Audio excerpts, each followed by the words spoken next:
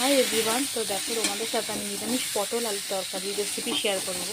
তো এই দেখো পটলগুলো এরকম গোল গোল করে কেটে প্রথমে একটু নুন হলুদ দিয়ে ভেজে নিচ্ছি।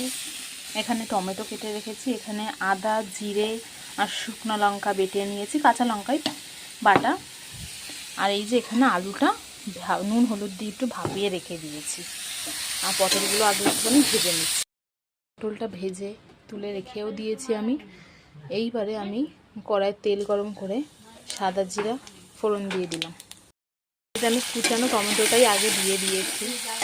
তো দিয়ে দেওয়ার পরে এবার আমি এতে মশলাগুলো দিয়ে দেবো। তারপর মশলাটা ভালো করে আমি কষাবো সাইড দিয়ে যতক্ষণ না তেল বেরাচ্ছে। মশলাটা দেখতেই পাচ্ছ কষে গেছে, এই দেখো সাইড দিয়ে তেল বেরাচ্ছে, মশলাটা পুরো কষে গেছে। এবার আমি ভাপানো আলুগুলো আর ভেজে রাখা পটলগুলো দিয়ে ভালো করে মশলাটা কষিয়ে নেব।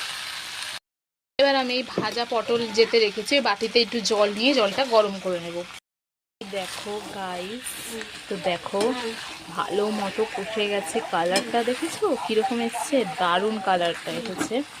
তো ভালো মতো পটলটা কষে গেছে, এদিকে আমার জলটাও গরম হয়ে গেছে। এবার আমি গরম জলটা এতে দিয়ে দেব। জল দিয়ে, যেহেতু এটা দিয়ে আজকে বেশ খাবে, তো এটা একটু ঝোলঝোলই করব, টেনে যাবে। তো এইবার আমি এটা ভালো করে ফুটে উঠলে, এই যে তরকারিটা আমার হয়ে গেছে, ফুটেছে ভালো করে হয়ে গেল।